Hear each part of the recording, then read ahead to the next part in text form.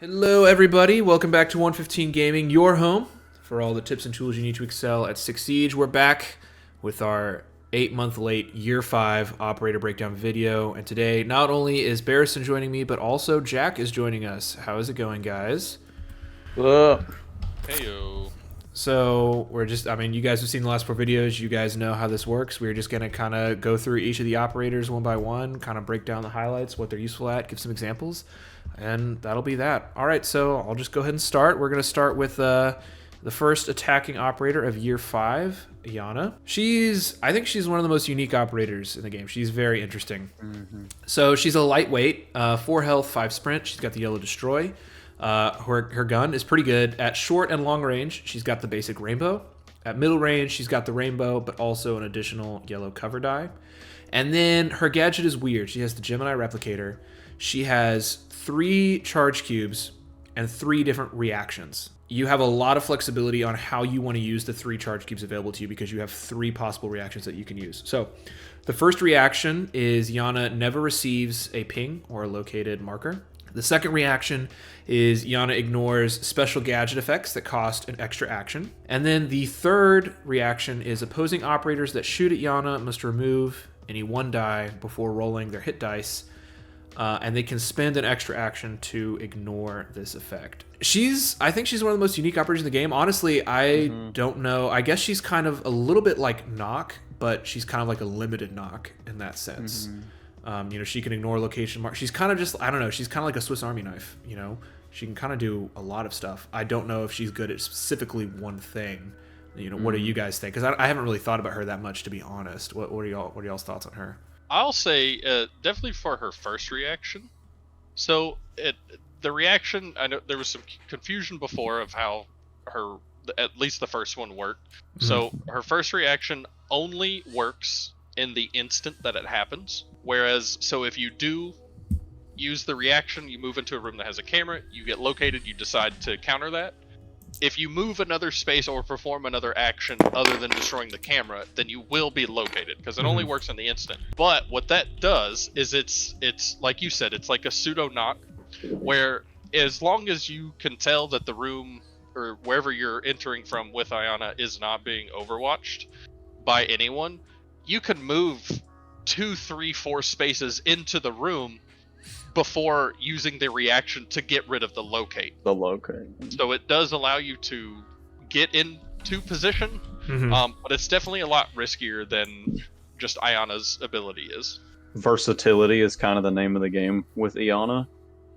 She, like all the Year 5 ops, in my opinion, are some of the most unique. They all seem to be very much have their own roles, and Iana is, like you kind of mentioned, Ethan, one of the most standouts in that respect, because she has a wide variety of things she can do.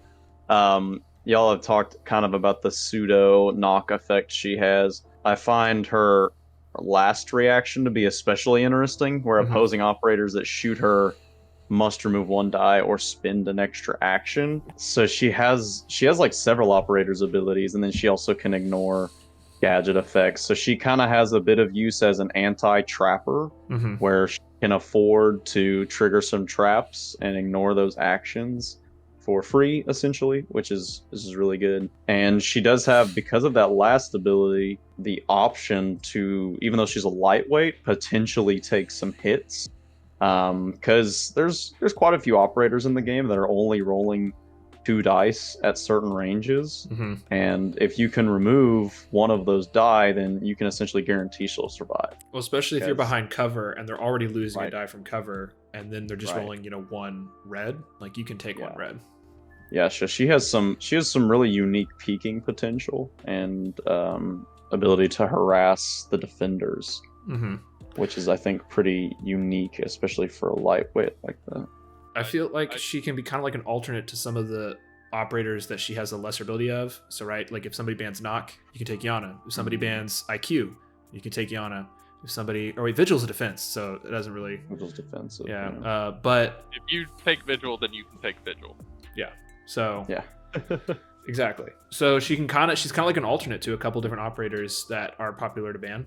And she definitely does, like, one thing that we've all sort of learned as we've been able to play more that if you kind of just take like one little theme, or even if you can combine 2 themes in one, if you keep building on that theme, it does make your strategy and your team a lot better. So you know, take her second action where she basically can counter a counter from a trapper.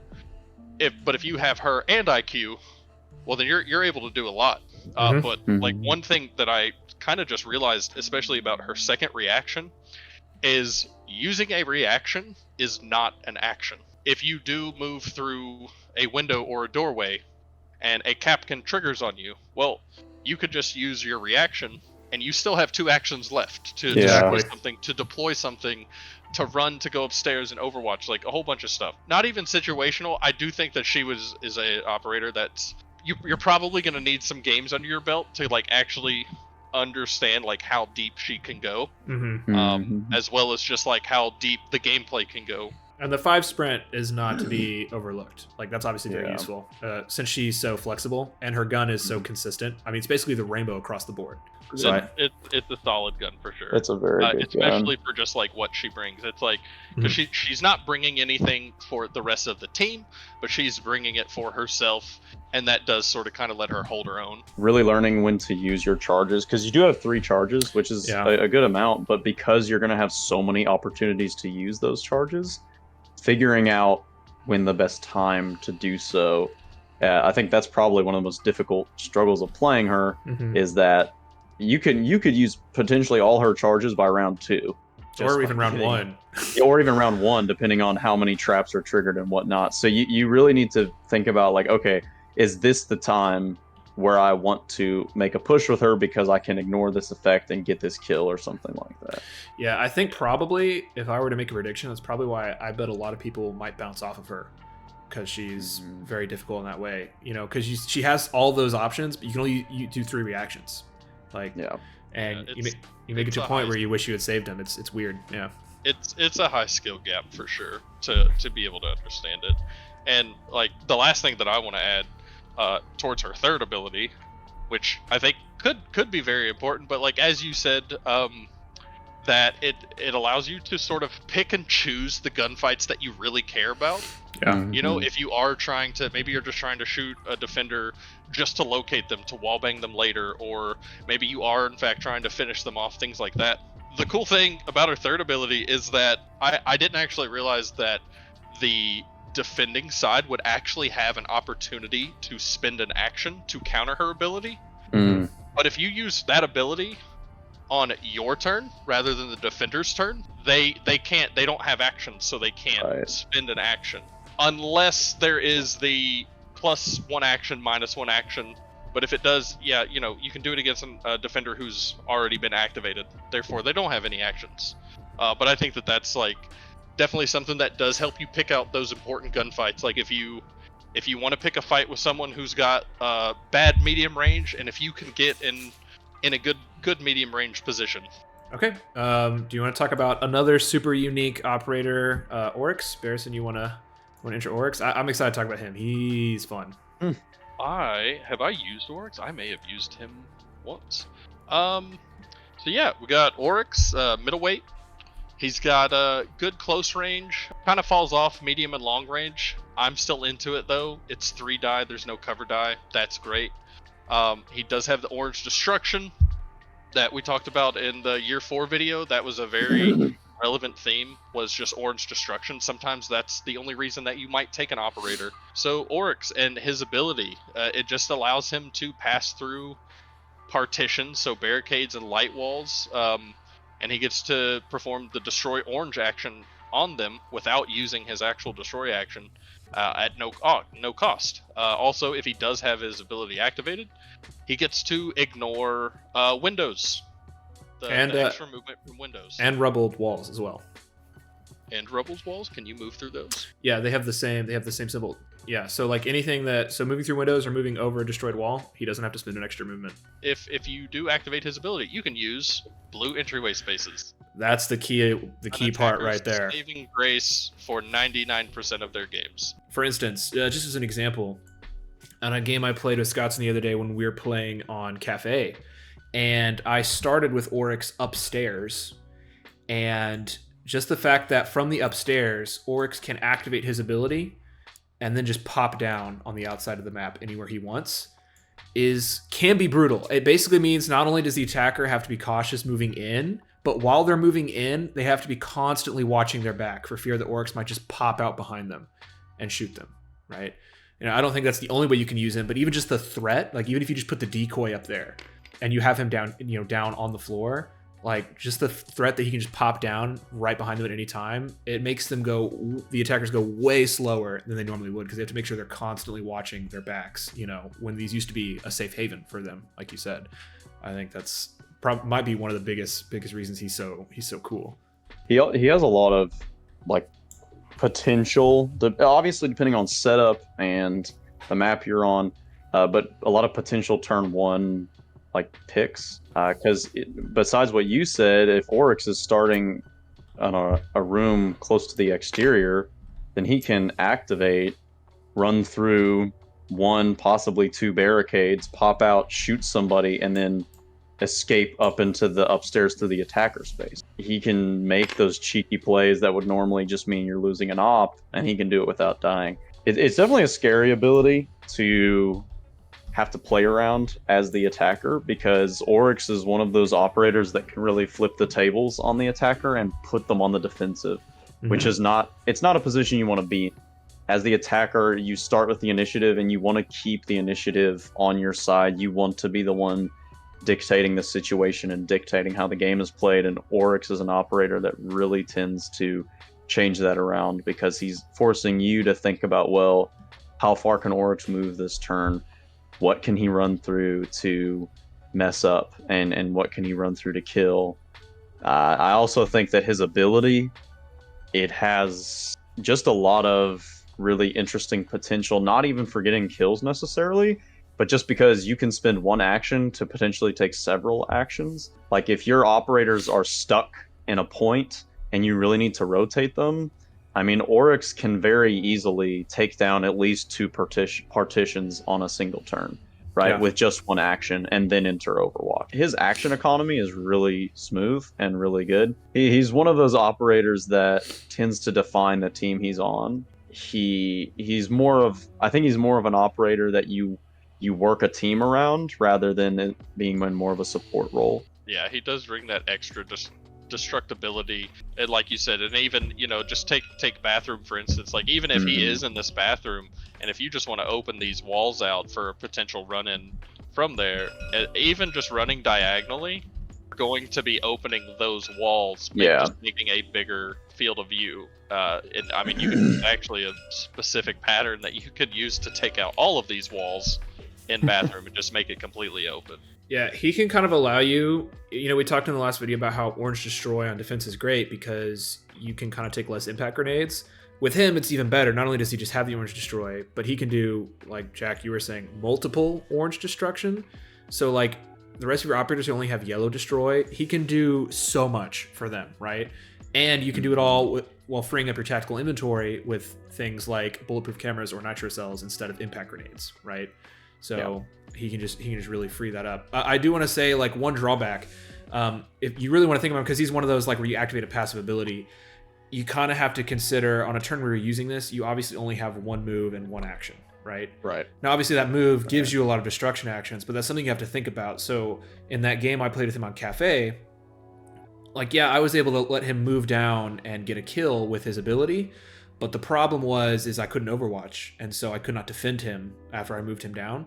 So you have to be aware of that, right? Like if you're going to move him down to shoot something, you want to try and make sure that it's either one, an equal trade that's worth it, or two, you're putting him in a position where he's still protected, even though he's not Overwatched. He himself can't Overwatch, right? Because he's only going to have one action after you flip this token, whether that be a shoot action or you're just using that one action to Overwatch. Just keep that in mind that you might think he's invincible, but you'll run him down and realize, wait, I can't Overwatch with him now because I used his ability. So that's just something I wanted to highlight that you need to keep in mind as you're moving him around for sure. You could even too, because I don't think that he's one of these operators that you necessarily need to keep hidden. I mean, even if regardless whether he's hidden or not, the attacker's going to be very aware of they're now threatened entryway spaces that they used to only be able to use.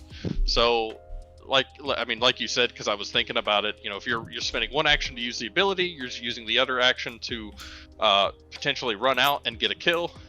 I do think that if you were able to do that combo and at least get one kill, I think that it's right to do so. He just brings like a lot of threat to what you want to do, but I think it's a totally good play if you are at least able to trade him out, and things like that. And if they are in front of a window, if you do get to shoot, maybe you're at the medium or long range, you're not getting good damage through. But even if they're set up to be wall banged by another one of your operators, like I still think that that's a pretty appropriate play. Next, we'll talk about the next attacking operator, and that is Ace. He is, what is it, our third or fourth hard breacher at this point? Could be the fourth. Yeah, so you've got Thermite, who's got the big booms, but they're deployable. You've got Hibana, she's got the throwable. And then you've got Maverick, who has the double tap through his red breach that makes it a hold wall token. And now you have Ace. So he's kind of got the throwable action like Hibana, but he's also got an extra action that makes him unique and stand out. So firstly, his gun, it's okay. At short range, it's 2 yellow and 1 red. No cover die, so that's still pretty good. At mid range, it's got 2 yellow, 2 red. One of those is a cover die, so still kind of 3 die. That's okay. Long range, not that great. 2 yellow, 1 red. 1 yellow is a cover die, so you don't want to be shooting anything at long range. He's a middleweight, so 5 health, 2 sprint, yellow destroy. And like I said, he's got 2 kinds of actions, and he has 2 charge cubes. So it's important that if you're bringing him as your only hard breacher, you want to think about how you actually want to use his charge cubes. So they're called the Selma charges. The first action, it's a throwable. You perform the red destroy action in the targeted space. We've seen that with Hibana, so we know how that works. What makes him unique is the rubble action. So this is a throwable. You place a rubble standee in a targeted entryway space. Rubble is now an obstacle, and the space covered by rubble is no longer an entryway space. So basically, if you're sitting, like as an example on Consulate, if you're right here and you're worried that you're going to get attacked from behind and you don't need to use this, you can toss a rubble charge here, and now you know that no defense operator is going to be able to sneak up behind you. But obviously the trade-off is now you can't go up or down this entryway space. You're just closing it off for good. Obviously he's a hard breacher, but almost in a sense, I don't know, I feel like because he's only got 2 charge cubes, like, will you bring Ace by himself as your dedicated hard breacher, right? Or will you bring somebody else and use him for his rubble entryway space actions? Like, what do you guys think makes him more important? Because he's kind of interesting in that way. Much like he is in the video game, he is a very supportive operator. He does have the hard breach, but I do think that it would be right to bring either 2 breaching charges for any of your other operators to use, or even just bring Hibana. That way you've got 4 of the same ability that you can use. And again, remember, it doesn't matter if you are targeting a single space. If the fortified wall is a double space, the whole thing gets taken out. But you also have the protection and the versatility of the abilities being throwable. Only difference between his and Hibana's is that his is electronic, Hibana's is not. I think Ace, at least in my opinion, comes off as one of those slightly more situational operators. I feel like if you think your opponent's going to be playing a big upstairs game, maybe if you're doing pick and ban or you just know your opponent well, then he definitely is a lot more attractive. But Ace is definitely a operator who I think can easily become super dangerous. I know, Ethan, you and I talk a lot about how as a defender you have the option to place fortified entryway tokens, and that the constant push and pull of those is that as a defender you cannot get rid of those. So a lot of times we put them down thinking, yeah, I don't have to worry about the attacker coming there, but you've just cut off one of your own potential upstairs entryway spaces. And Ace also kind of gives the attacker that ability. He's definitely a bit of a double-edged sword, because like you stated, you really need to be sure that that upper entryway space is no longer of any use to you, or it's in a more extreme situation that it poses a greater threat than it gives you potential. Okay, let's move on to another one of my favorite operators. I've only gotten to play her twice, but I think she's actually really, really good. And that is Malusi. Bear, do you want to talk about Malusi? I'll go over Malusi. Lightweight with orange destruction. You do not have a lot of that, and being a lightweight is perfect for just getting those flanks down, getting kills or heavy damage on an operator. But here, all of her ranges, short, medium, and long, rainbow, super good.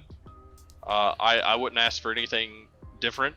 I would essentially just bring her based off of her damage and her orange destruction and the 5 sprint. So, but yeah, the big appeal to her setup, she gets 2 banshees that you can place on heavy walls. Opposing operators must spend 1 extra action of movement whenever they enter a space in a room containing 1 or more banshees. I mean, that itself, it just slows down the attacker. So if you do, and it's bulletproof too, and unfortunately electronic, so there is a little bit of counterplay to it. But if you're not even worried about the electronic attachment with it, you can just take the big cubicle office room, like just having it in there, it blocks the entire room with the extra movement.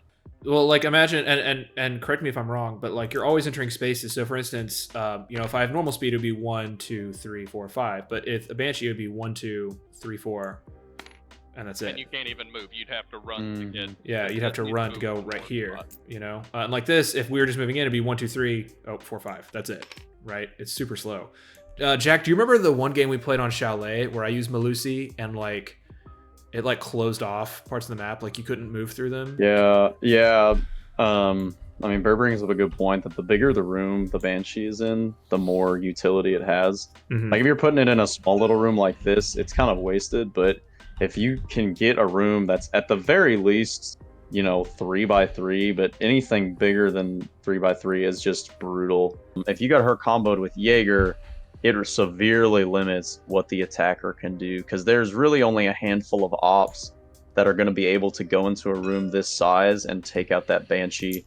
I mean, even IQ's action is a wave, which has a limit of 4. She still has to get within 4 spaces to destroy that Banshee, which is not an entirely easy thing to do on some maps. So I think, Malusi is one of those operators that she's definitely a force to be reckoned with between her gun and the fact that she has that orange destroy action. She's a good hatch bully too with that 4 dice at short range, right? So she can, even though she's lightweight, she can fight operators by contesting entryway spots pretty well. Like if anytime, like I said, anytime there's 4 dice going into an entryway Overwatch contest, the person on the other side is going to be, especially if they already have chip damage, is not going to want to take that fight. So you can just take Overwatch spots from somebody or entryway spots from somebody just because her gun is so threatening. I know you said the bigger the room, the better, but obviously, every map is different. But just looking at Consulate, like even small rooms like this that are like long, those are other good options. Yeah, yellow stairs like these rooms. Yeah, I mean obviously it depends on the map. But yeah, move a lot, I guess, because rooms like this where you're gonna have to move a lot to get near it. Yeah. That's also a good spot for it. I meant more rooms where like you can cross the whole room in a couple spaces. It's kind of wasted, but anything that's gonna take normally would take 3 or 4 moves to get across, that's the best spot for it. Yeah, I think she's just really good. I don't know if there's really any drawback to her, to be honest. I mean, like maybe her 4 health, but just take Rook, throw that shield on her. Take Doc really or Thunderbird, like she really doesn't have a lot of drawbacks to her op sheet. She's definitely one of the ones that it's going to be harder to find ways to play against her. I think you really have to pick specific operators to be able to counter what she's bringing to the table.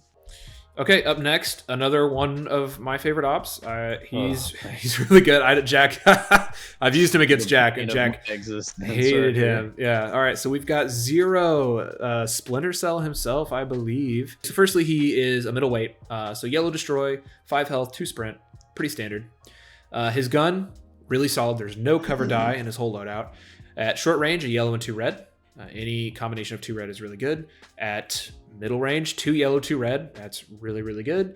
And it drops off at long range, yellow and 2 orange. So not as great, but it's still not terrible, I would say, because it's 3 die without a cover die. But then you get to the real meat of Zero. He's got the Argus cameras. All right. So he's got 2 charges, 2 of these. These are either throwable or vertical. So you have ultimate flexibility with him. You place his Argus camera on one side of a section of heavy wall, and just so we're clear, that's like the full heavy wall partition kind of thing, right? So you can pretty much put these guys anywhere, like just like how the defender would set up. And you don't have to be on the inside too. So if he's on the outside, he can deploy it in here and is pointing on the inside of the room, just so we're clear. That's all right. But it's a camera, so whenever an opposing operator enters a space in a room containing the Argus camera or ends an action in one, they are located and they take a yellow die of damage. I mean, this is just really good. Like, you can get ship damage, you can get pings, all from the safety of the outside of the map, right? Because you can throw this thing from the outside and it points in, or from the safety of the upstairs, right? Because you can just throw it down anywhere on a vertical space. So I don't know, maybe his gun is his weakest spot, but I think he's just like really solid. And like I was talking to Bear before you joined us, Jack, is when I used him against you, what was fun is if you choose the right room, the defender is in between a rock and a hard place, because if they want to get rid of the camera, they have 2 options, and neither of them are great, right? You can reveal your operator and shoot the camera, right? Which kind of sucks because you're giving away information where your real operator is. Or you just can't move it, because once you move it, it could get located and take damage, and then they know where your operator is. It literally it can just trap an operator early in the game, which is super useful as the attacker. As someone who's been on the receiving end of Zero a couple times, he really changes up the game. I mean, we kind of talked about how Oryx can kind of turn the tables on the attackers, and Zero, I think, I would almost call Zero the Oryx version for the attackers, right? Because he takes something that's innately a defensive thing, which is camera control, and all of a sudden he gives you the ability to use it. He gives these cameras that not only locate, but they also just, as like icing on the cake, give him a yellow die of damage. So you're getting all of this stuff thrown at him, and the ability to do this from complete safety, right? Completely on the other side of a heavy wall. It really means there's almost no drawback to throwing his cameras, which is kind of mind-boggling at times, because there are very few operators in the game that using their tech has pretty much no drawbacks. The only thing really that can counter his cameras is a mute jammer, because they are electronic, so you will need to watch out for something like that. Ethan, you said you thought his gun might be his weakest thing. I don't think he has a weakest thing. Nothing can penetrate a heavy wall except for his Argus cam. I look at it, so he was in my attacking double tap team comp. I came up with just some like ideas with him that you can use, but you can use it, you said before, so you can use him aggressively, where even if you want to do it at the beginning of the game, in round 1, maybe even round 2, but you can just automatically use his ability, put it inside the objective room where 1 or 2 hidden operators are holding, and then you leave it to the defender. Do you want to destroy my camera with either one of those operators, thus revealing them, or that even can make the defenders, it can pull their other operators out of position to handle the camera? I would say like that's good aggressive play for it, or you could use them pretty passively, and you can kind of set his stuff up if there's rooms that you're not really paying attention to or watching, and even if it is early game, you're already covering your back, because if it's early game, their operators are still hidden. You can hold you can hold off the entire cubicle room from flanks. Or another thing that you can do, I know on this map I have a very specific camera set for Maestro, because his ability is very similar to it. I like to put the camera right here. Here. And what this allows, this is the same could be with like Malusi or any of the other operators that we have gone over with, where positioning your gadget is important. So when you take rooms like this, these very unique rooms, well, if an operator comes down here, sure, the camera doesn't have line of sight to that space, but that's not what the ability doesn't care about line of sight. The ability cares about that somebody is in the room with the gadget. Bear, I know that Aruni is one of your new favorites that you're excited to talk about. So show Aruni her off. is one of mine and Ghost's new favorites. Yeah, so you've got Aruni. She has terrible close range. Medium range is alright, and the long range is superb. She's a middleweight, so she's got the 5 health, 2 run with Orange Destruction. It's Yeah, I can't super believe fun. on top of everything, all 3 of these ops in the year 5 have Orange Destruction. It's like, come I on. know they're I don't know. Everybody's getting a little bit too overpowered. But yeah. So you've got Aruni. Her ability. She is a trapper, but just the way that she triggers and works is unique. So after moving through a door or window into a room containing a control, hostage, or bomb objective token or miniature, an opposing operator receives a stun and sustains orange die damage. The opposing operator may spend an extra action to ignore this effect. So, this just goes to it allows for time wasting. It is yet another trigger that the attacking team has to worry about. You've got Capcan, who also works with doors and windows. You've got Goyo, who does his shields.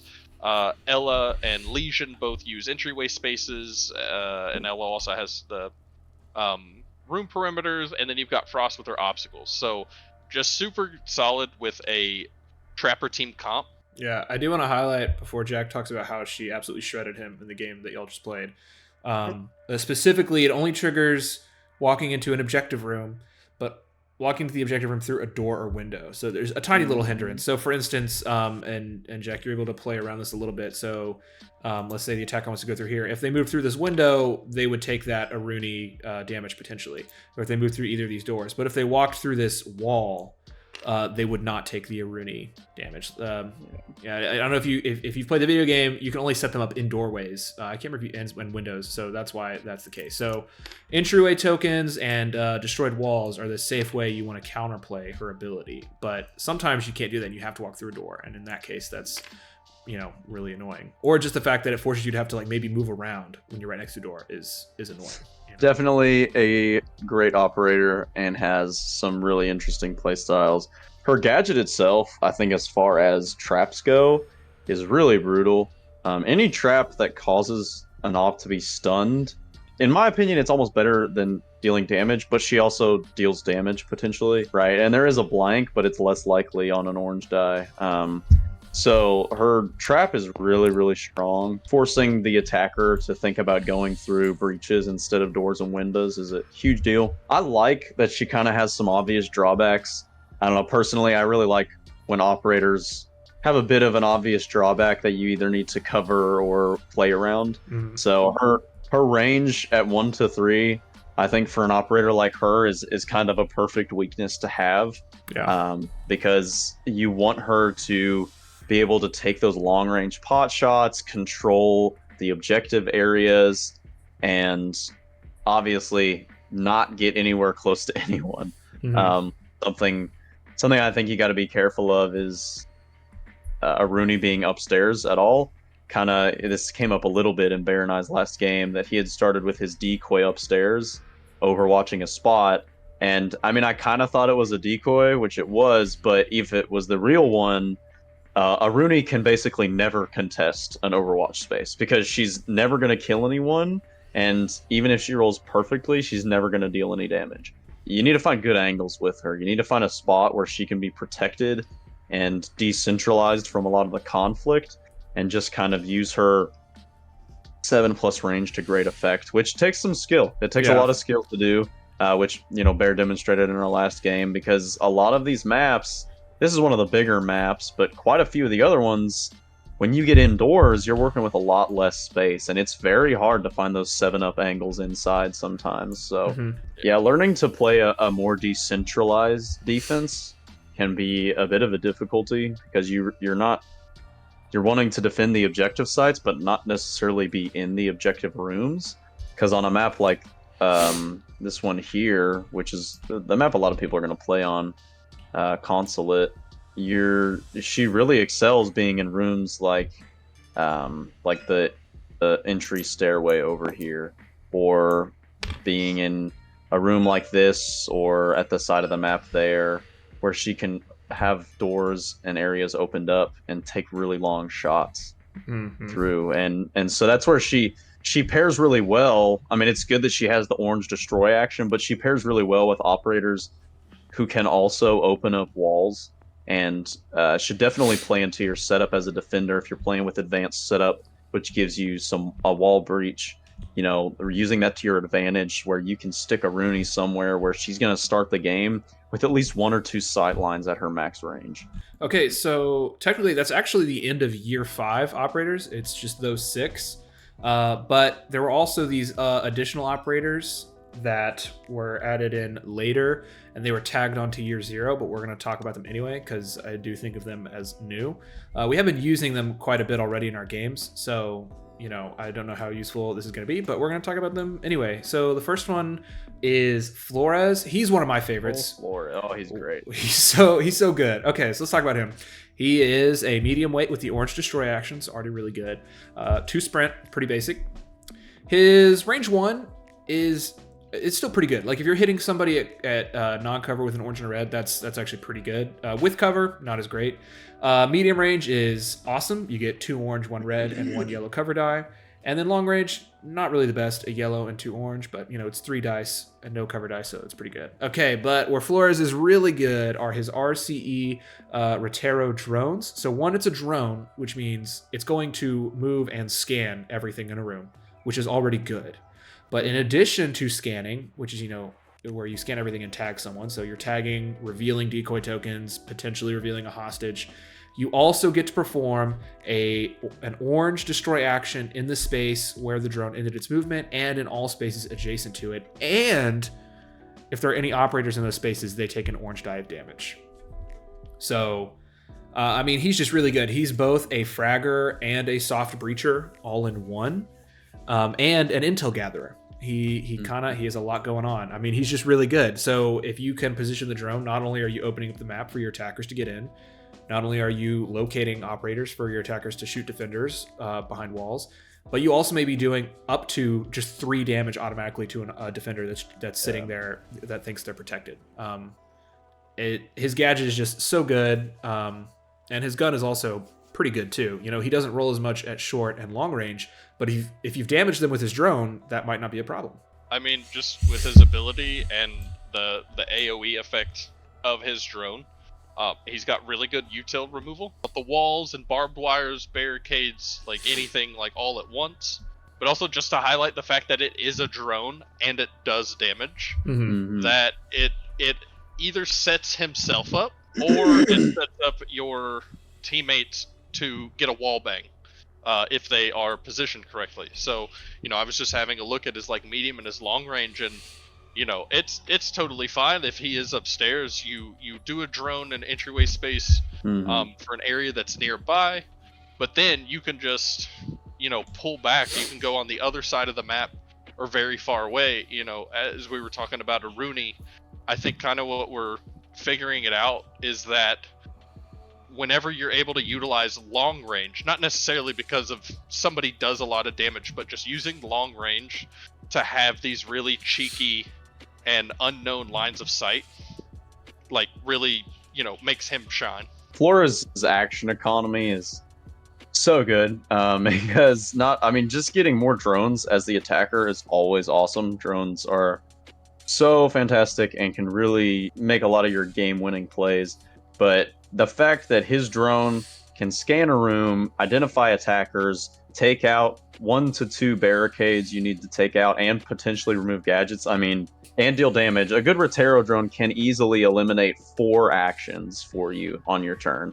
Like, if you're able to place it well and use it to its best effect, like, you can do 4 or 5 actions all in one action. So okay. Lastly, we have Thunderbird. Bear, do you want to talk about Thunderbird? But yeah, you got Thunderbird. She's a lightweight, 4 health, 5 run, yellow destruction. Her close range, with, you know, if you're getting after somebody who doesn't have cover, it's good. That actually does help with the fact that she does have the 5 run. You've got very good maneuverability. Your medium range, that's where it's at. That's what you're aiming for. But again, if you need to, you definitely have that 5 extra movement to find that right angle to get your optimal range. Long range, not super great unless you do happen to be in a room with the Kona station. And then yeah, her ability, Kona station. You get to set up 3 Kona stations on 3 sections of heavy wall. And it just negates 1 damage every time you would be taking damage if you are in a room with a Kona station. However, that works for the attackers as well. So it is a 50-50. And yeah, so the fact that you can cover a lot of space with her ability, cover multiple rooms, even big rooms, is really nice. But I do think, if you are able to chain Kona rooms together, that is good if you are trying to rotate, or if you are located, and if you're being overwatched located, but the range that you are being shot at is not optimal for the opposing operator, it allows you somewhat to safely maneuver to a different room. For a while, I mean, this was before all the ops were released, but for a while she was on almost every defensive team comp I ran. If you really want to make the attackers pull their hair out, I bring Thunderbird and Rook, and you can hold rooms and take way more shots than you ever should, because Thunderbird has a fantastic gun. Cover die, not amazing, but like Bear pointed out, she's a runner, so she can easily circumnavigate different positions that the attackers have set up to get those good kills. And she can, even though she's a 4-weight, if she's got a Rook armor on her, she's in a room with a Kona station, depending on what range the attacker's at, she can peek out. But what I really love about Thunderbird is that she allows your whole team to just be more durable. She allows your defenders to take more hits and take a couple more chances that maybe they wouldn't originally. Because if they're in a room with a Kona station, you're always taking 1 less damage. And I would like to also point out, it is not only from shots, it is from any source of damage. So they throw a grenade in there, you're taking 1 less. Flores blows up his drone in there, you're taking 1 less. It's from all sources of damage, which is super nice. She's probably pretty underutilized by people. I think people see that her Kona stations affect everyone, and they're kind of like, I don't want to help out the attacker, but Thunderbird can make you a castle. If you're running a heavy fortified defense team with castle, with Rook, and defenders like that, where you're just trying to lock down the bomb sites, I mean, Thunderbird's in that team comp all day long. She's good with, or could potentially be good with smoke. If you do need to smoke off, because smoke's overlay only does 1 damage. Yep. So you could use it for either trying to get an operator out, which it's not wrong to place 1 or 2 Kona stations, or even all of them in the objective room that you really want to hold. Consulate, we've talked about it before, it is really hard to hold that balcony room. But even just doing that, you can pair it with smoke, and either you could have smoke drop down in his smoke, which he doesn't take damage anyways, but even any of the other operators, if they do use his gas for cover, well then you're not taking any damage because you're being supported by a Kona station. Yeah, she is. I mean, you definitely have to be careful about the placement of the Kona stations. You generally want to place them on more centralized locations, because it is definitely can be a drawback if the attacker starts to make use of them. Definitely don't want to be putting them on easily accessible perimeter spaces that you can't really hold super well.